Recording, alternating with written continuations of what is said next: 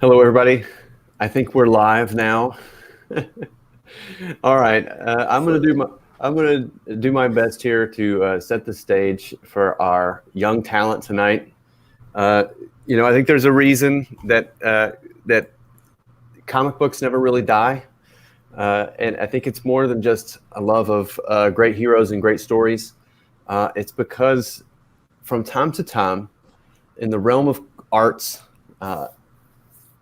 as in the realm of sports, but particularly in the realm of comic books, everybody, we have occasionally a reason to keep this medium alive, because occasionally somebody comes along with a little bit of talent and shows some promise, and you think, this guy's worth a shot, and this guy's worth giving a stage to, and this guy's worth supporting, because maybe, just maybe, we'll find somebody that can dazzle us. And humans love to be dazzled. That's why we love the arts. We love surprises. We love to be shown some new things in new ways, and watch, I think, great artists emerge, because great artists are in many ways a reflection of our own potential. And that's what happened with our guest tonight, Kyle Ritter. And I wasn't the only one that saw this, but I remember the moment that Ethan Van Sciver showed me the first samples of Cyberfrog colors by Kyle Ritter. And I was totally blown away. And Ethan had already knew he had found his man in Kyle Ritter. And then everyone was very enthusiastic at his great work. But his story didn't end there, everybody. So the Kyle Ritter talent story had just begun, quite literally. So not only could the man color, he could draw, and I saw some of his early drawings as well, and they were very good, and they showed a lot of promise. And then not only could he draw, but he could create. Not only could he create, but he could entertain.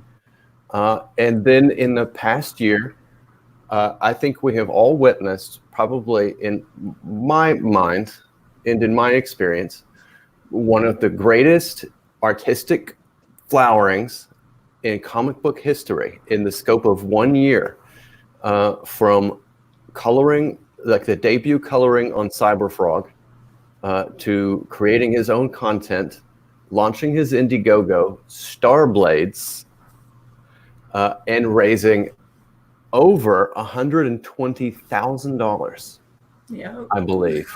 He's very close to. Last time I checked, he was really close to 130. It was a couple days ago, so we might have actually close to $130,000. Yes. So, ladies and gentlemen, I think Kyle Ritter is probably one of the most exciting rookie. Not rookie, but just one of the most exciting, what do you call, not rookie, because you're not a rookie anymore. What's the word I'm looking for? Budding, new talent discoveries of definitely the past year. It's been the most interesting shooting star to watch. And Kyle, where does the passion come from? How about that? I'll start with a question. Throw it right to Kyle. Where does this come from? Whew. I want to know where the passion comes from.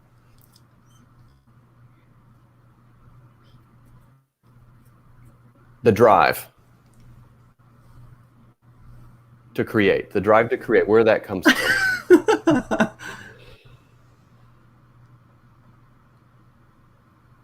So that's a good question.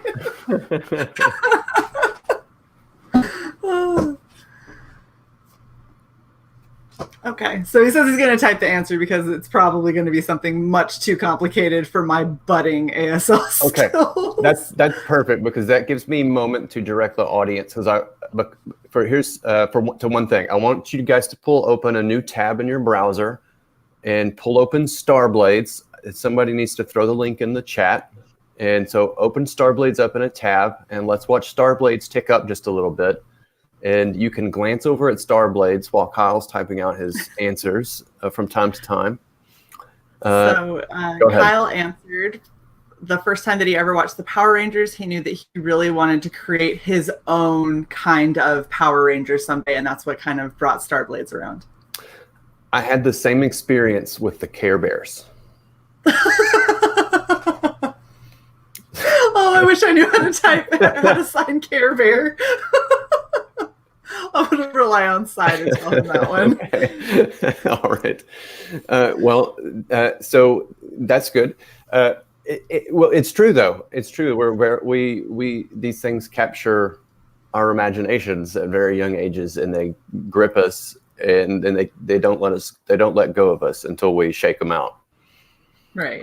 So how about another question for Kyle? And people in the chat, please feel free to throw your questions out, and I'll do my best to kind of direct them, and we'll all participate in the interview tonight. And if Shay, if you notice one that is particularly poignant or good, you can call it to my attention as well. Well, so on that vein, Giorgio Sosas asked if it was in demand, and it will be in demand for a little bit longer. So if there's something that you're really waiting on, because paychecks and all that, like, trust me, I backed him twice, and I really wish that I could. I want one of everything too, but it's all a matter of when you can pay, and he's going to be in demand for quite a while, so you guys got time. Okay, how about this one? I want to know what the influences to the early, the young talent of Kyle Ritter. What are the early influences?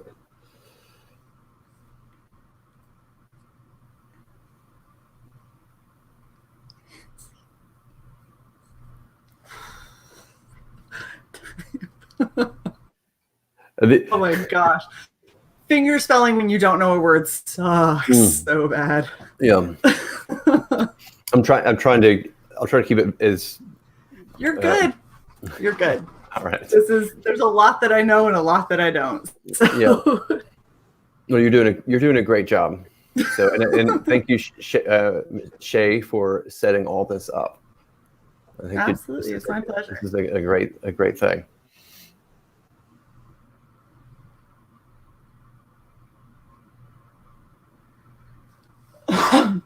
Also, we have a question. I just saw it. Where'd it go?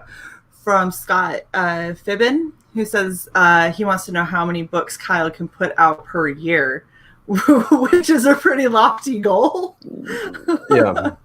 And once he's done answering Mitch's question, I'll be sure to ask him that for the next one. So he says what he's most influenced by has been a mixture of Mortal Kombat and Power Rangers. A lot of his artist influences are people like Ethan Van Sciver, of course. So that was a really big thing for him. And so he's got a good mix of influences and people that he kind of draws from, and you can actually kind of see some of the parallels if you look at both of them. I can, and I love Finch. He was a big influence on me as well. When he first came on the scene, I was still in high school, so he was an influence on me as well. I think you had a question for him in the chat, because somebody asked him about how many books he could do a year. He says one book a year. One book a year.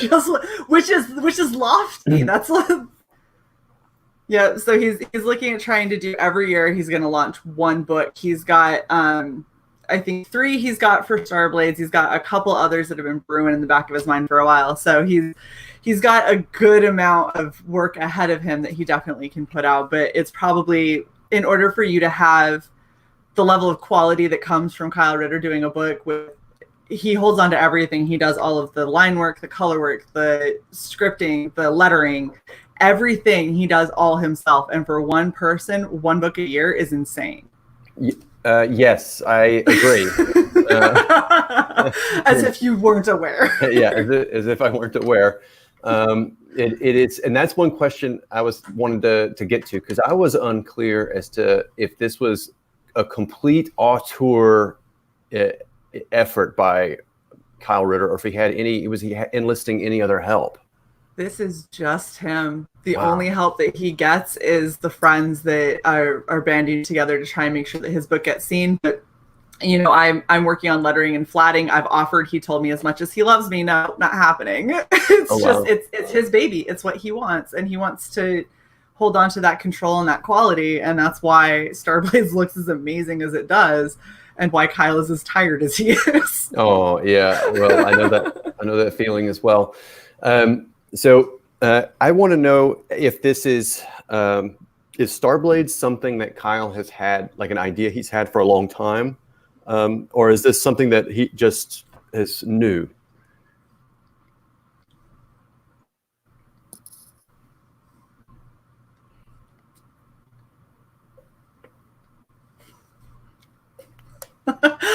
He looks at my hands and then he goes, "I want to look at the chat." He's trying to think. Oh, his thinking face. So I'm excited to kind of see his answer because I've heard a couple different things. The problem is I think that Kyle has a lot of ideas that have been around in his head for a long time, but not fully fleshed out. Yeah, well, I know that feeling too. and so he says it's been something he's been thinking about probably since about last January, but that he's just now been able to be like, all right, I'm going to put it together in a book, and I actually know what's going to happen, how it's going to progress, and he's storyboarded out 3 books worth of what he's going to do. Wow. Yeah. Okay. Did he have an answer to that he wanted to respond to, or are we? It was, he said, since last Jan. Okay. All right.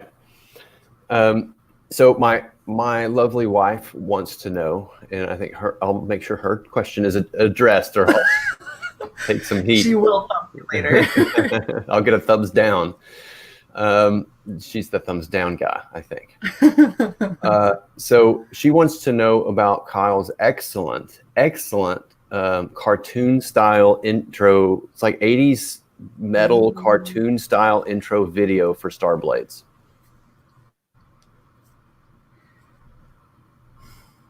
How to ask that? Yeah, how did that? So how was it inspired? Who made it? And what was Kyle's involvement in what was his involvement in the process? I mean, I can answer this for you, but I'll ask him anyway. Okay. Or any new insights, anything. I want to know the secrets.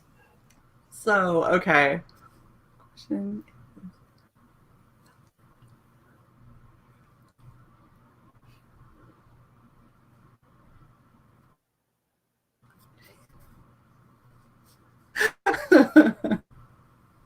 He knows I know the answer. That's why he's laughing at me.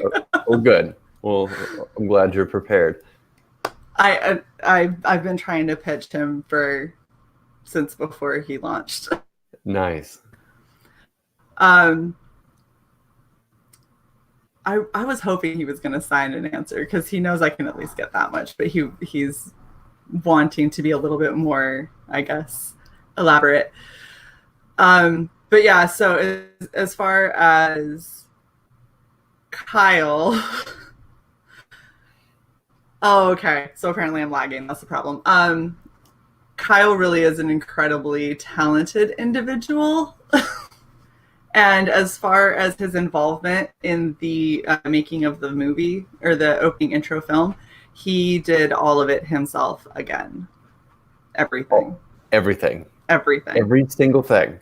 The only thing that he didn't technically do is his sister is the one who found him the intro music, but he described what he was going for, and his sister said, "This is exactly what you need."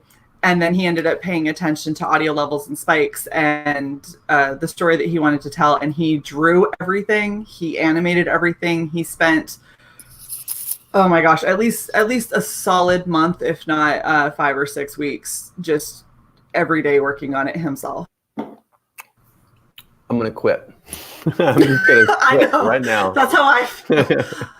I think Kelsey's in the chat. Kelsey Shannon, the great artist, Kelsey Shannon. I think he's gonna quit too. Oh, we're just gonna let Kyle's gonna do all the work. Nobody quit, please. There's not enough of Kyle to do all of it. Trust me. He's gonna need a vacation after No, this. we're all going to fire up. We're gonna start researching clone technology. That could actually be somewhat beneficial. All right. Because then I'll take one Elizabeth clone, one Kelsey clone, and one Kyle Ritter clone, and then I'd have a comic book army. Nice. That's all you need. Well, I am probably, hopefully, the most impressed person in this entire chat. But I can tell everyone's kind of going crazy in the chat here because I'm noticing that. Yeah, Kelsey said he's been waiting for some competition. Kyle's been reading the chat on YouTube too. It's like giggling. Well, it's on. I want to see that. I think that would be the artistic battle of probably the next decade. Kyle's down. Okay, so he's humble, but he's down. Let's go ahead and somebody throw the link. We have some moderators in our chat. Throw the link to STARRBLADES. And if you haven't opened STARRBLADES in a tab next to this video, please do so and help Kyle achieve his dreams of making not just STARRBLADES Volume 1, but STARRBLADES Volume 2 and STARRBLADES Volume 3, which he apparently has already pretty well planned out. Absolutely. What I'm understanding. Yes. And you know, I think it could probably close the appeal to this interview right here because I don't even have to know what STARRBLADES is, but just seeing the video, if you've watched the video on the campaign and knowing that Kyle did every single thing, he created the world, he created the campaign, he created the artwork for the campaign, and I think. I'm just astounded, to be quite honest. I think this is an artist who deserves a platform. Yeah, I agree. That's actually one of the things that we've been talking about with Kyle is trying to get him to stream more on his own channel to show as he's creating STARRBLADES and things like that. And he's considering it. He hasn't fully agreed yet, but he's definitely considering it there. He likes to go on streams like this where he can communicate with other people, and I know a lot of people like to see Kyle because he is just insanely talented, and you know, you want to tell him yourself. You don't want it to be second, third, fourth hand to him how great he is. Agreed. So how, in case I have to make a further appeal, I don't think I need to, for you to buy STARRBLADES, how much are we packing into STARRBLADES Volume 1? How many pages? Currently it's at 90. Wow. Yeah. Okay. When he hit a couple of stretch goals, it went from 48 to 60 to 90. So we're at 90 pages. And what kind of genre? Because it seems like it kind of spans some genres here. It does a little bit. It's definitely kind of sci-fi-esque. It's really close to how Power Rangers is, where it's got a lot of action. There's a lot of intrigue, a little bit of mystery, and definitely just kind of that inherent good versus evil. Like a lot of what was around in like the early to mid 90s in like cartoons and things like that. That's really where he pulled a lot of his inspiration, except he's developed a very well fleshed out world. That I'm excited. So we're already backers, of course. Fantastic. So you know, you already have our support. Elizabeth backed it, I think, pretty early on. So it's going to be on demand for a while, but don't sit around and wait. Yeah, definitely don't, because as soon as he's ready to go to print, it's not going to stay in demand anymore. Yes. And Shay, have you known Kyle for some time? I've known him for a while. I've probably known him for, I think we're getting close to a year, but we have very similar personalities. We clicked right away. And so, you know, Kyle and I we're best friends. Very, very good. And are you're doing this for him all the way through other, you're helping him through some of his operations and walking him through this process? Okay. As long as he will have me, I am here to help. Absolutely. Okay. Well, you sound like a real sweetheart. And no, I'm serious. I'm serious because Kyle is a great talent. He absolutely is. And he needs good people around him so he can flourish. And you seem like a very good person. So that I think is encouraging to everyone. I think this is absolutely wonderful. I feel elated that I'm having both of you on, and that I got to know that Kyle was even more talented than I originally thought. So frustrating. Yeah. For those of us that do really good stick figures, it's really frustrating. I actually did see a really interesting comment from Robert Romano. He's wanted to know where Kyle went to art school. So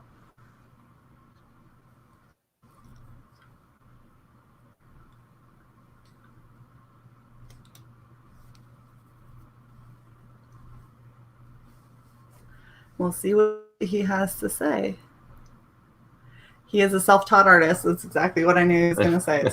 So annoying. Oh my gosh, these talented people. My husband's the same way, and it's really frustrating. Just good at everything.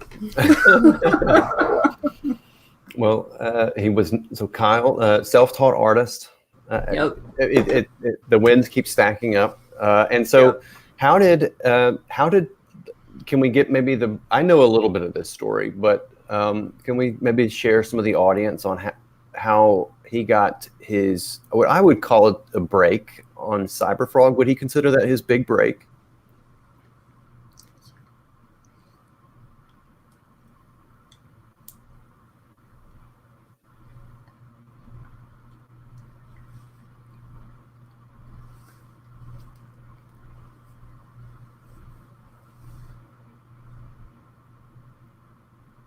So he says he's going to work more on Cyberfrog for sure, but that's because he can't understand my broke ass ASL. And he did say that, yeah, he does consider it his big break.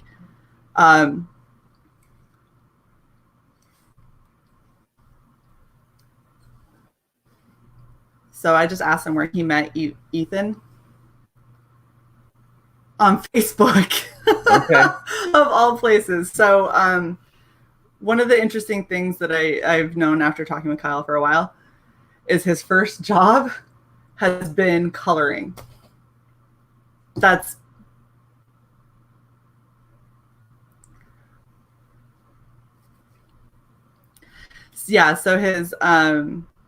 his very first job that he ever did, like the rest of us are out there, flipping burgers or have a paper route or whatever. His first job was coloring for a couple of the bigger comic book industries like DC, Marvel. I can't remember if it was Image. There was another one that was in there.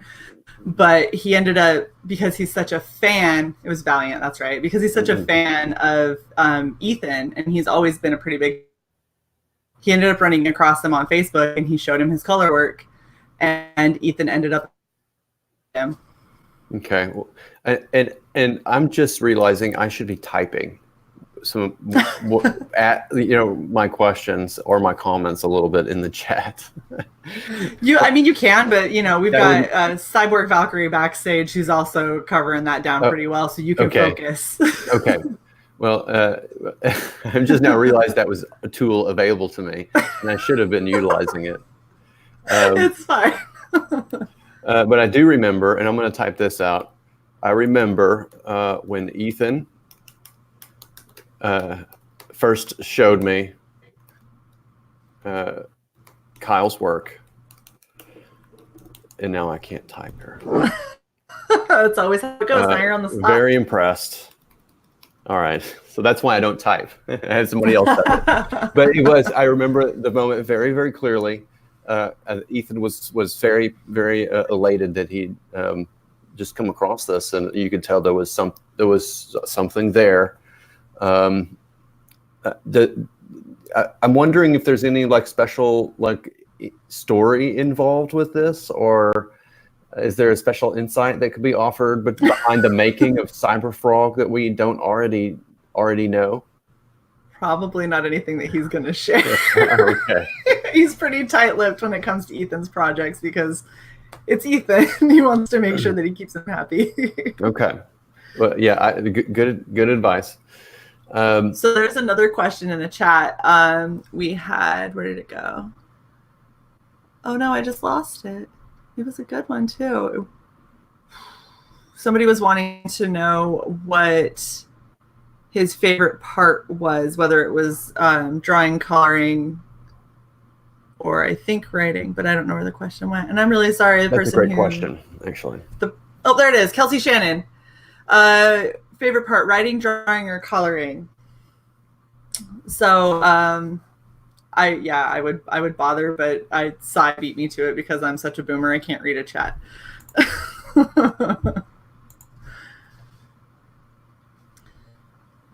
And after that, I'd like to know what he finds most difficult. Ooh, that's a good one. That's a really good one. He's definitely typing out an elaborate answer, I can tell.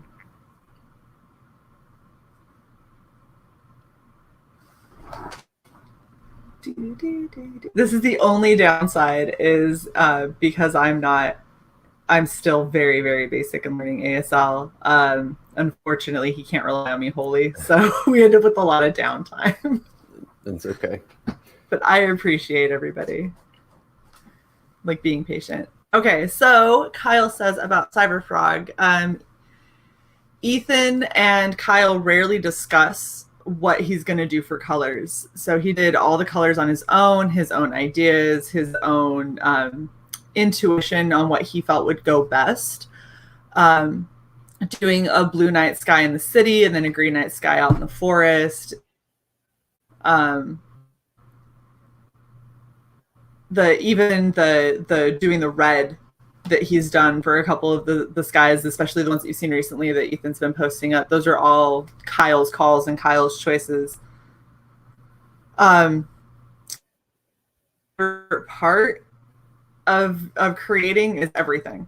Okay. There's nothing he doesn't like to do. He likes writing, he likes coloring, he likes drawing. It all makes him happy. What is the most difficult part? I'm going to type it out too.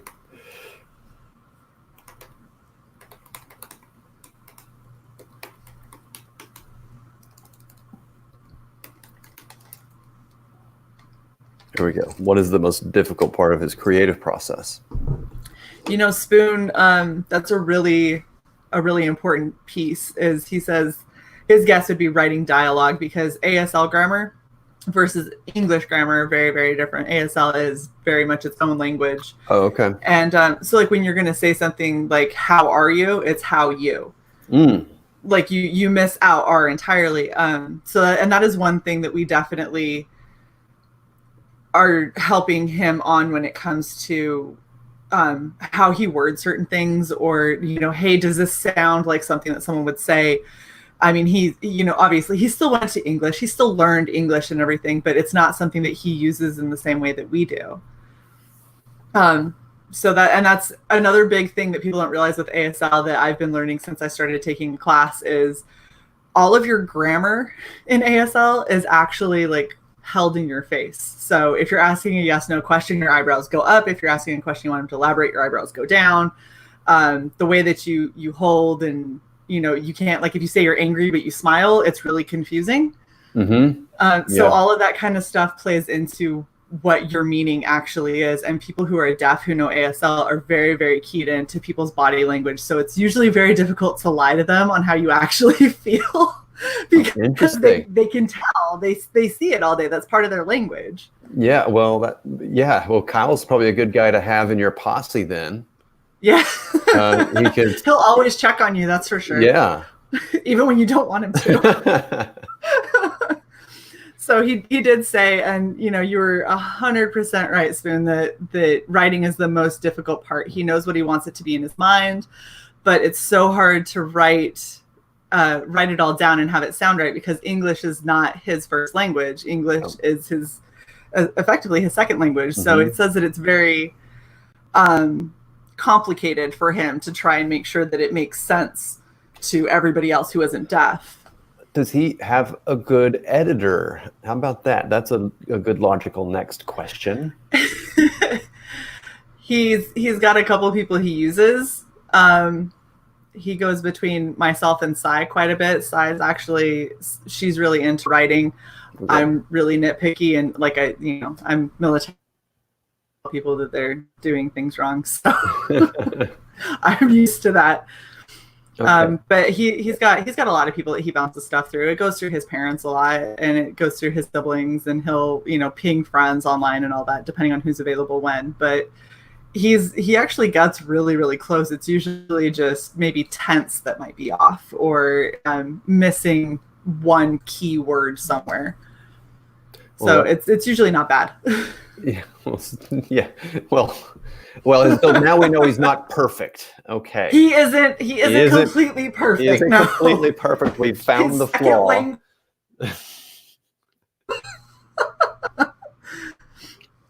Okay, so Christina Lynn is in the chat, and she asks, she asked me what shows inspired STARRBLADES, and I think he already answered that, which was Power Rangers, and now I forget the other one. I forget the other show. I'm so bad at this because he names so many of them all the time. I know that he loves Power Rangers. He's always loved X-Men, but he was going for, it was mostly Power Rangers that he was wanting to try and be a part of, kind of like creating his own version. Well, it shows. Mortal Kombat was the other one. That's right. I can see it. I can definitely see the Power Ranger aspect to this, and that's a fun thing to do, in my opinion, because Power Rangers. I've been as someone who's sort of in the process of launching a publishing initiative. I'm paying very close attention to properties that do really, really well. Right. So. Or have stood the test of time, and so I keep coming back to Power Rangers. Right. And my nephew loves Power Rangers, both of them, very young, like under 5, and that's a testament to how there's something simple but very powerful in the presentation of Power Rangers that makes them last, and I can't quite figure out what it is. How about let's throw this to Kyle, because maybe he could inform me more than all. What about Power Rangers resonated with him and kind of inspired him?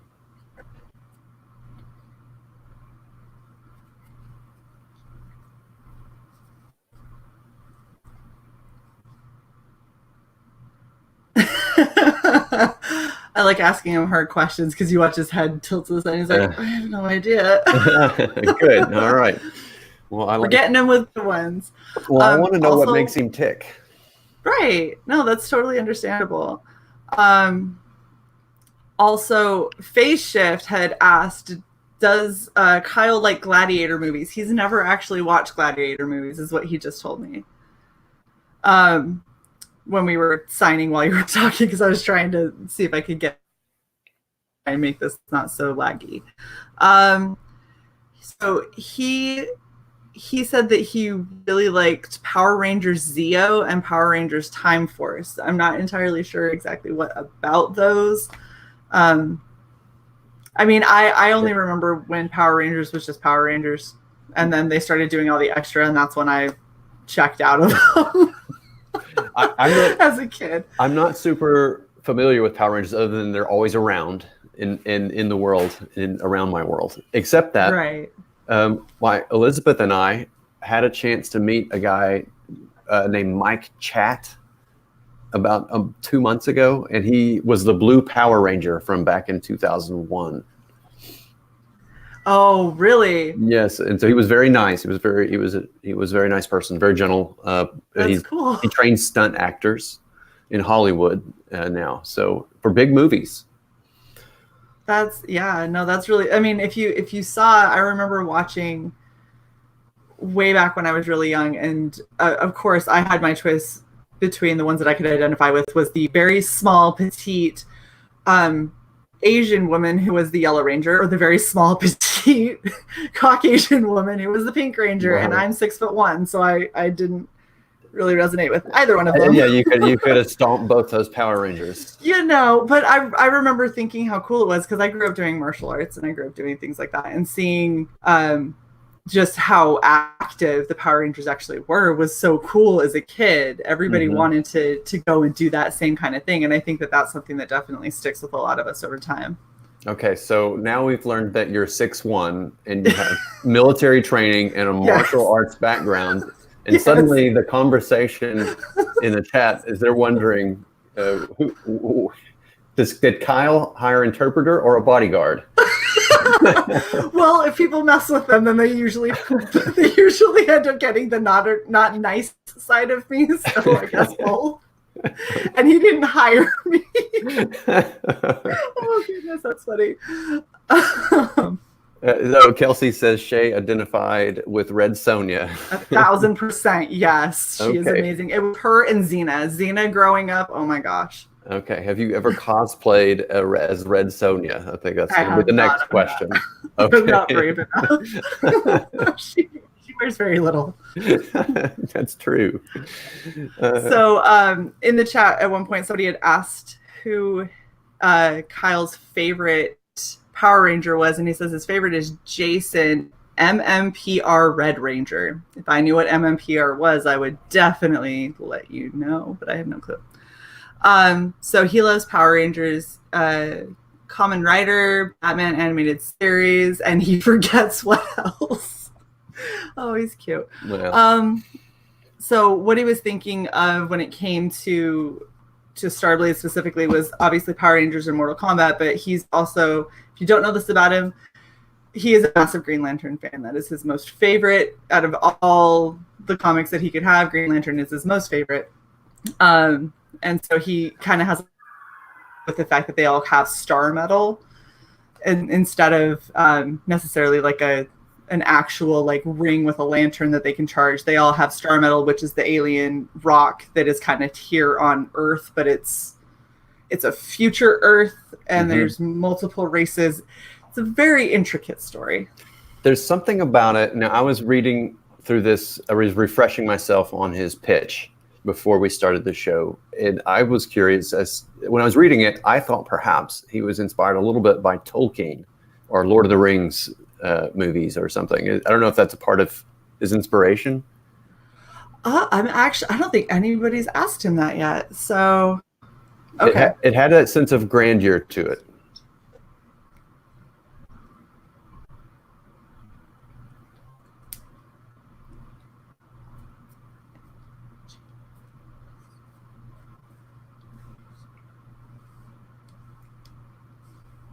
Yeah. Nope, that was shit. I'm sorry, everybody. I am trying. After this, I'm telling you right now, I now have a new word that I have 2 new words I get to learn because of this stream. Okay. Favorite and inspiration, because those are 2 words I haven't looked up yet. Okay. Well, those are good words for an interview. So they are, yep. And in all honesty, I've probably looked them up and just forgotten them. Well, I don't know any. So he said that he never really considered Lord of the Rings when he was writing STARRBLADES. It's, he watches the movies and he enjoyed the movies, but they didn't necessarily spark that inspiration for him. Okay. Well, still, I think as a fan of, maybe more of a fan of Lord of the Rings than I am of Power Rangers, there was an aspect of it that seemed kind of Tolkien-esque to me, and I liked that quite a bit. Well, and I mean, if we're going to be honest, really good storytelling kind of transcends a bunch of different genres and different writers and influential story makers. So the fact that you're seeing some other inspiration that, maybe Kyle himself didn't have, but it still makes it more relatable to you. That's how you know it's a good story. Yes. So I need some questions here from the chat because I think we've got. There's plenty of. I'm not going to ask Kyle to pitch STARRBLADES because that might be a little more difficult. He's got a great presentation written up, so if you haven't read it, go click over and give it a read. So Christina Lynn wanted to know if Kyle liked Teenage Mutant Ninja Turtles.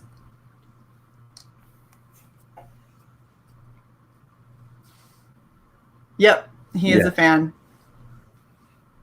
Of course. How about other? What are some more obscure properties? Does Kyle have any favorites that are kind of on the margins that are kind of weird things? Because Power Rangers is a big one, and Ninja Turtles are a big one. But I want to know if he had any obscure influences.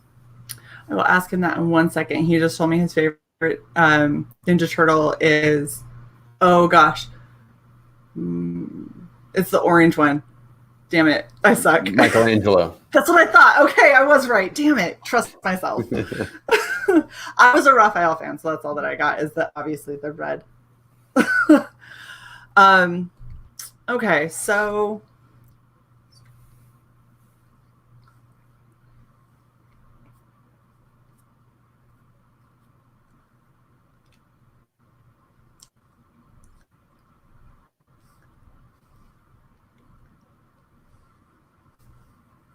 I'm pretty sure that most of the stuff that he ends up really enjoying and loving has been a lot more mainstream. Yeah. Oh, he's actually going to find the name of it because it's obscure enough he's forgotten it. Well, good. Well, that maybe we'll send some people on a goose chase from the audience if we know what. You never know. Something obscure that influenced Kyle Ritter, who I think everyone is agreed that he's talent. If there was an award for best new talent, I think it would go to Kyle Ritter this year. Breakout talent, whatever that is, I think it's just a given. I don't think we even need to hold a vote. So he says there's a show that's called Mystic Knights of Tir-na-nog. Oh, and that's a show that he's really, really loved. I've never heard of it before. Yeah, I ask it, you shall receive, because I've never heard of that ever myself. So I am going to copy that and put it in the chat, and so people can look it up themselves because it's a difficult one to say. But we also had Dynamo was saying that STARRBLADES reminds him quite a bit of Silverhawks. That was another one that Kyle would agree is at least a little bit influential. Obviously, Power Rangers was like the really, really big thing for him, but Silverhawks is definitely part of it. And then Dex Luther wants to know if Kyle can eat $30 worth of Taco Bell in an hour. So. All right, the Mystic Knight. Oh, I have never seen that in my life, but now I'm going to have to go look it up. That's crazy. Very cool. He just has a card waiting.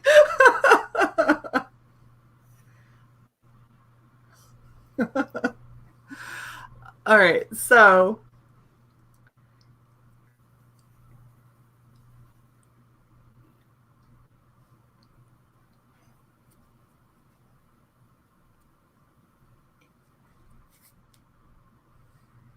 he says he loves Taco Bell, and he definitely could.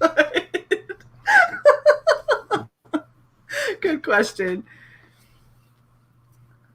I know some people were asking where he got his hat. People want to know about Kyle hat.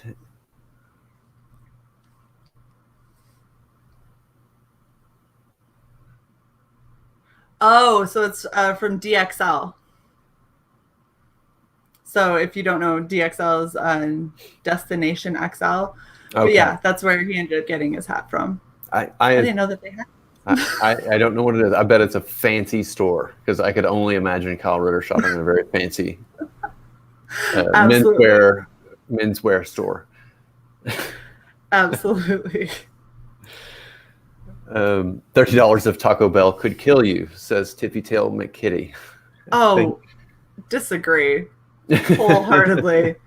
$30 is you doing it right. That's all that is. Yeah. Well, most people aren't a 6'1" black belt either. So I'm definitely not a black belt. Oh, okay.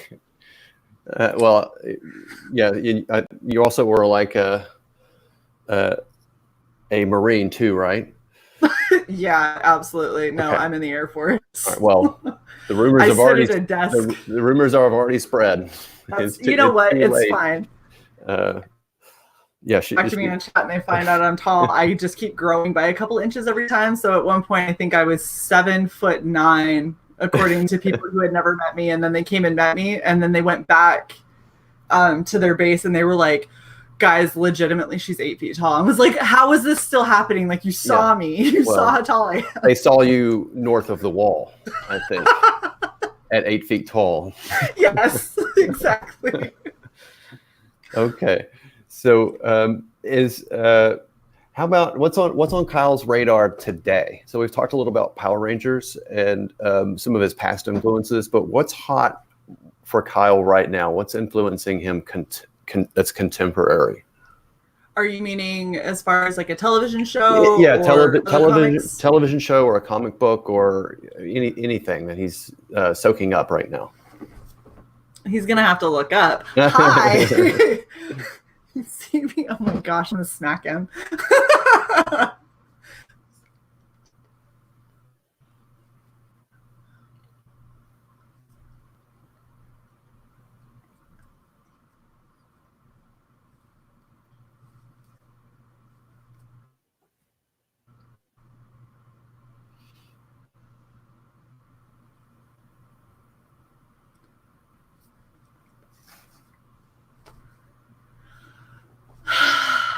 He's being a jerk. Yes.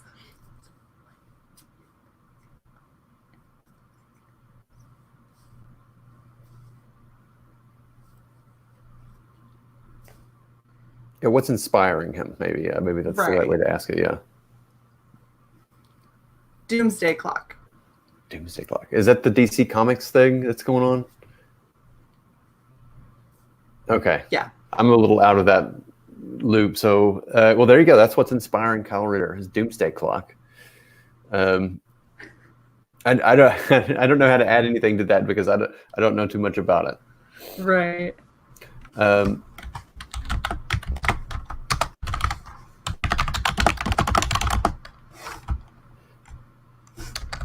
my goodness. Trying to see if we've got any good questions. So what inspired the animal aspect to STARRBLADES? Do you know that? I actually don't. I asked him where his inspiration for STARRBLADES came from, outside of the Power Rangers influence. But that was... Yeah, I can type that out too.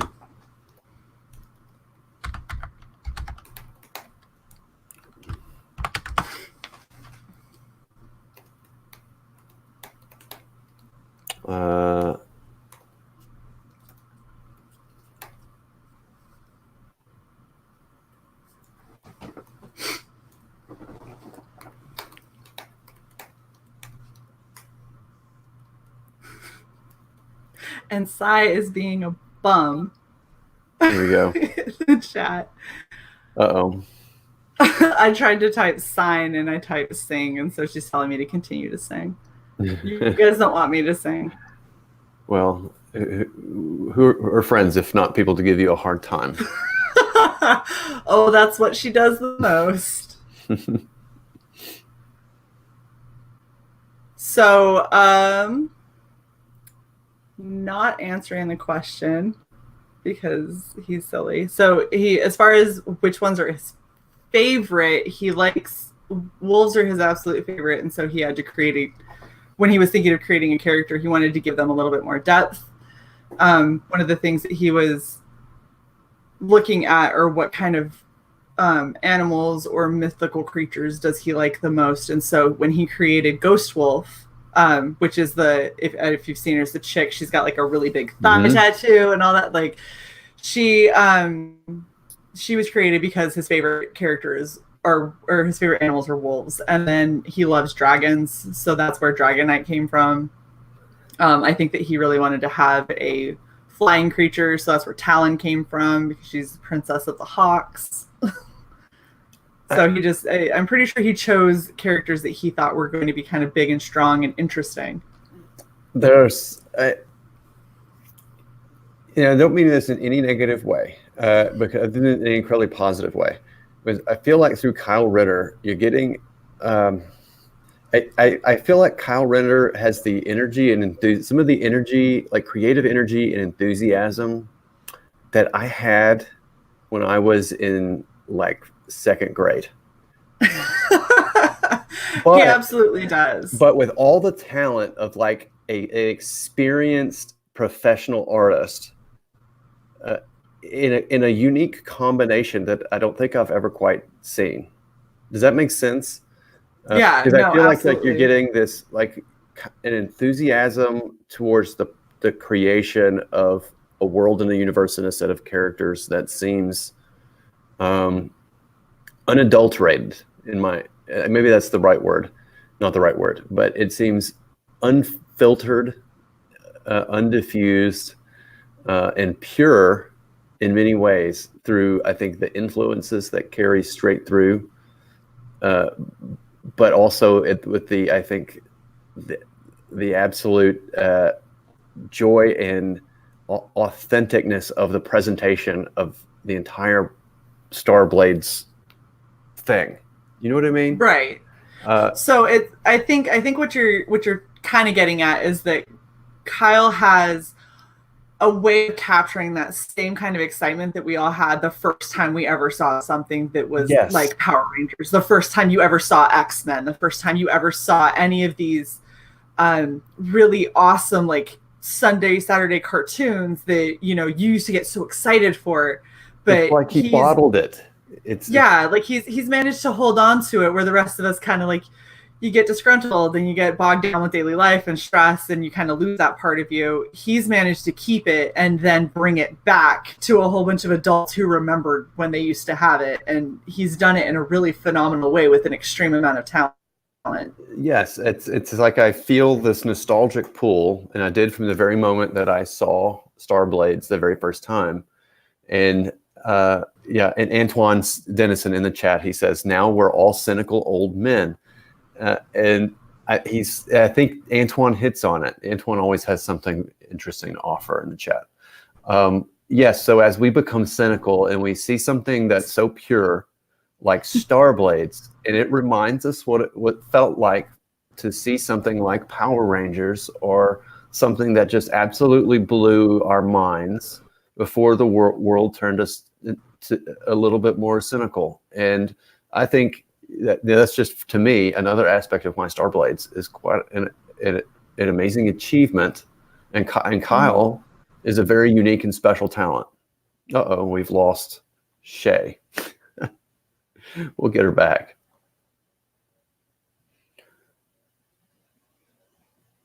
Yeah, Elizabeth says, pure creative joy shines through the art. And I agree. Okay, here she is. I'm going to add her back in. There you are. I knew it was going to happen. But I think we've kind of come. I think actually, I mean, we've been on for about an hour, close to an hour, and I think we've come to kind of an interesting conclusion, because I think we've all arrived at some observations about Kyle that are true. Oh yeah.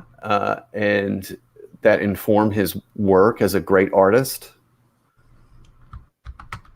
And I hope for sure.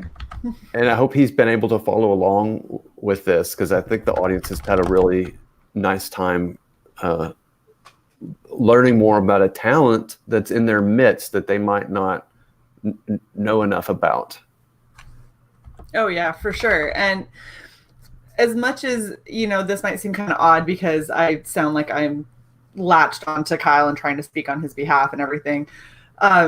The reason that he likes to do these kind of live streams, aside from the fact that he knows that people like seeing him, he loves being able to see what's going on in the chat, and he loves being able to kind of soak it in and get as much of that experience as possible. And he, for whatever reason,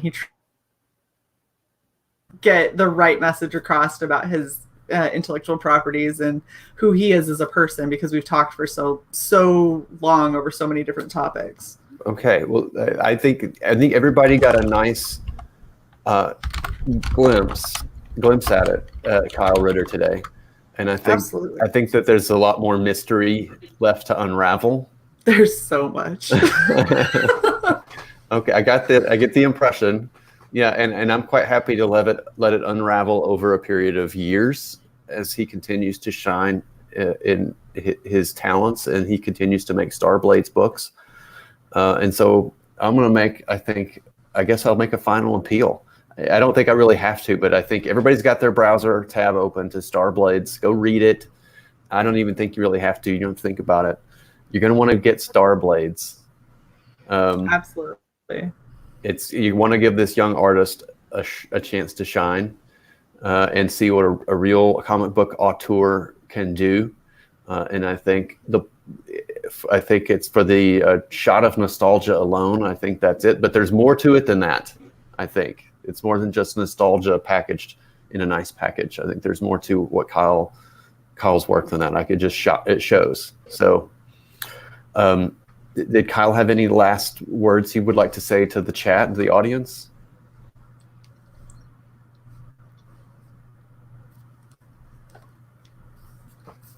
He's going to type out just a little bit. Okay.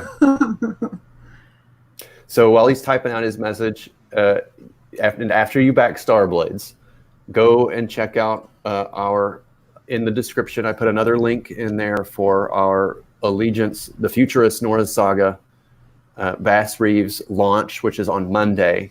You can go visit our pre-launch page, and somebody can throw that in the chat as well. And you can bookmark your email there and just check out what we're launching on Monday. So that's my polite, soft ask.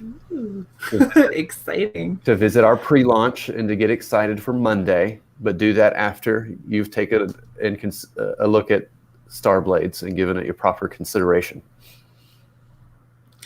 So he says that the last thing that he kind of wants to say to everybody is he really hopes that everybody is going to love STARRBLADES when it comes out. That's been his number one thing that he's wanted everyone to know, is that he's doing everything for his fans. He's doing everything for the people who kind of miss that 90s nostalgia, and he hopes that everybody loves it. Oh, okay. Well, I think everybody will love it. And Shay, did you have any last thoughts or calls to action? The only thing I can say is, if you don't already have STARRBLADES as something that you've backed or something that you plan on backing in the very near future, please go check it out. He's got so much amazing artwork. You can get really a lot for your money's worth, and it's a gorgeous. Well, I think that says it all. I'm very, very, very happy that Kyle came on my program tonight, and that we got to all share it with you, and when everybody got to learn something about this great talent. And I'm happy to see that Kyle's surrounded by good people that are going to help his, be a good foundation so his star can shine, because he is a big star. Absolutely. Okay, well, thank you all, and you all have a great night in the chat. Hit the thumbs up button for Kyle Ritter. Go back STARRBLADES. Go follow Kyle Ritter on Twitter and he has a YouTube channel as well. So somebody may drop that in there. I'll update the description. So we'll want to follow Kyle on YouTube and Twitter. And I think he's on Instagram as well. And definitely back STARRBLADES. All right, he's everywhere. The man is everywhere. He's going to be around for years, and a mystery will have to just continue to unravel. Kyle Ritter, ladies and gentlemen, STARRBLADES. It's going to be big. Thank you, Shay. Thank you, Kyle. Thank you. Have a good night.